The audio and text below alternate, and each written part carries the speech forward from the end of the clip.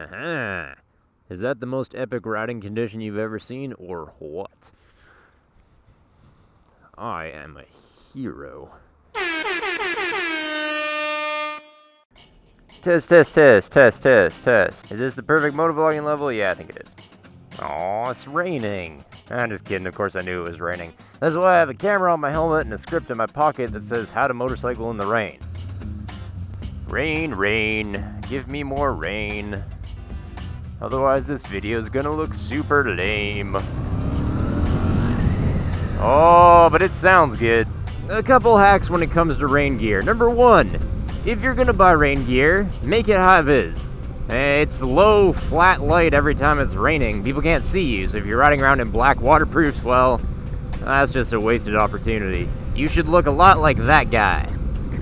Highlighter yellow, burning everyone's retinas off. I'm sure Steve is gonna have a wicked graphic for that. Where are them rain clouds at? When you can, pick a dry line. I mean, the cars, their tires are moving water out of the way, so I might as well go in the tire line, right?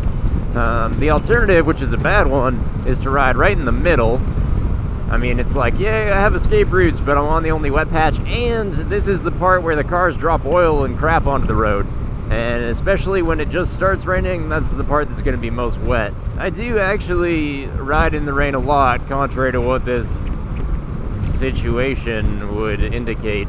Stuff from the Explorer series from Quebec City. I'm talking about, oh shit, the Can-Am, we got absolutely hammered with rain.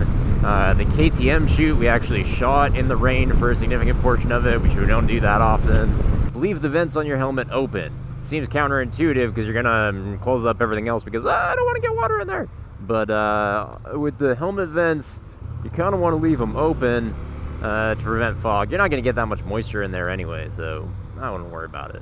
Gear hack number 4: if you forget your nice waterproof gloves, go find a diesel pump. Where are you, diesel?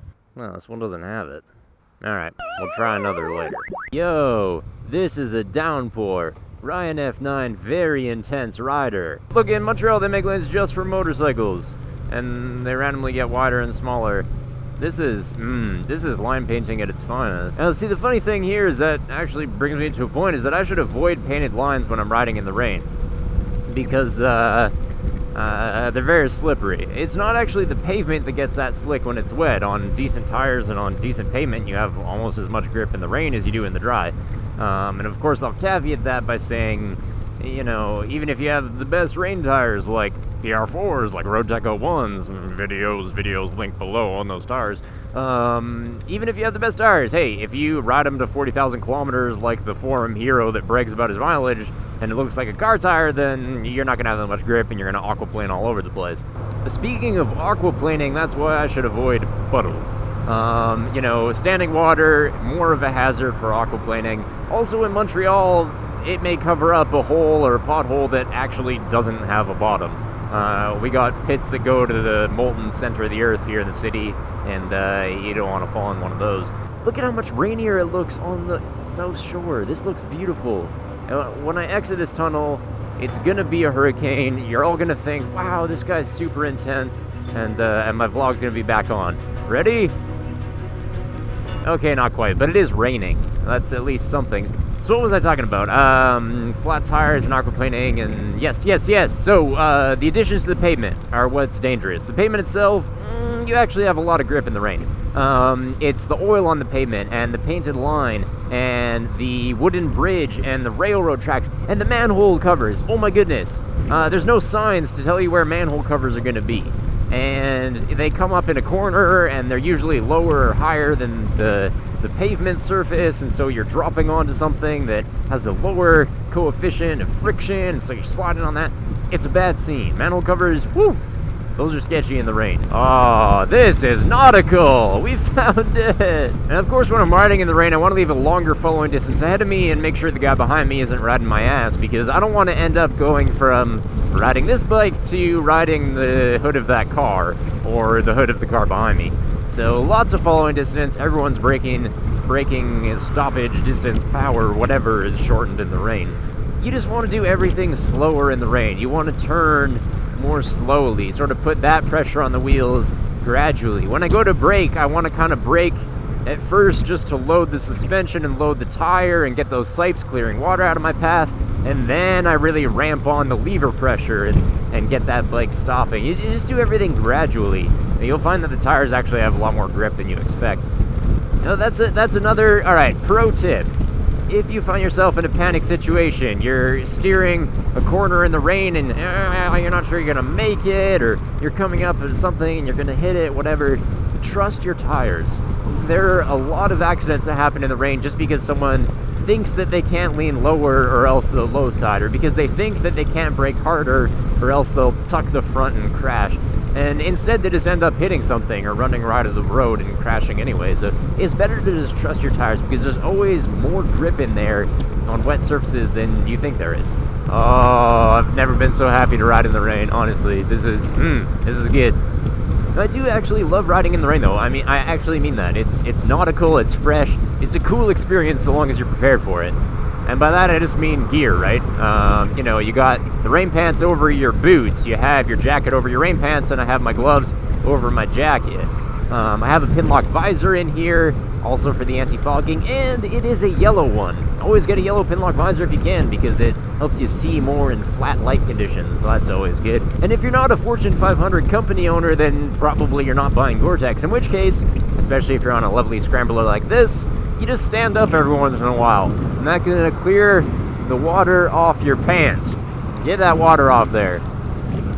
Because even cheap waterproofs will pretty much stay waterproof as long as you don't let the water pool and soak through somewhere. If I set off without my waterproof gloves, all I need do is come to a gas station, and I need to hunt the diesel pump, and they usually have these plastic gloves that are actually waterproof. You can put them on over your regular ones. Yeah, I don't think this one has them. Always keep a couple plastic bags handy for your valuables. Oh shit, I didn't say that. Can I say it here? Yeah, okay.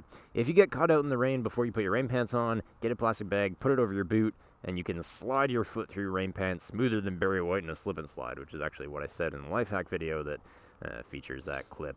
I'll link it again down below, but anyway, there's your hack. When you're turning corners in the rain, I always kind of lean my body, a little bit far off the bike like this, and like this, and like this.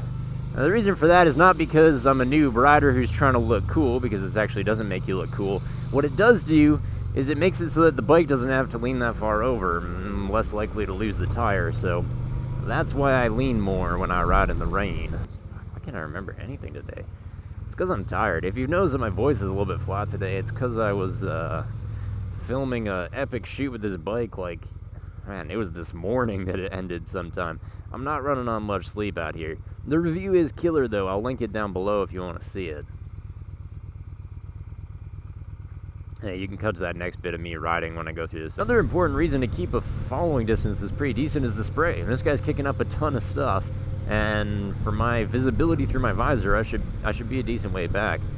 I could also put Rain-X on here, and as my life hack video will show, you could also take a potato, cut it in half, put it on your visor. It's really starchy and it helps the rain to bead right off of there. Aw, I'm not gonna have to follow you anymore. Good thing I already recorded the part that I wanted to. These vlogs are so much less impromptu than you think they are. It's all planned. It's all planned. FortNine is a phony.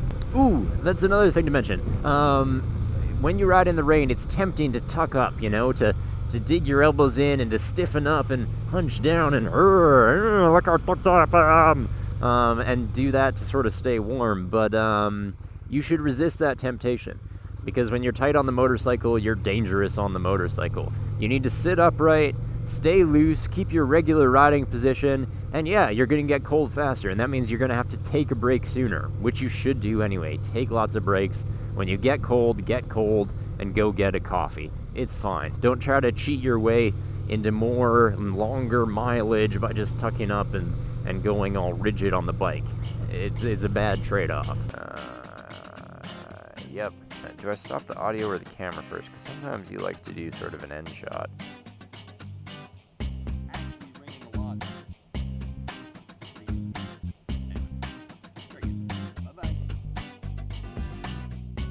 Third time's the charm. If you leave home without your gloves, go to the gas station. There's going to be a diesel pump. And when you go to the diesel pump, there's gloves there that you can use. You can put them over your gloves, and they will help to keep you dry. No. All right, Steve, I'm going to trust your very lifelike Photoshop skills. Make it look like there's a bunch of rubber gloves there. Perfect.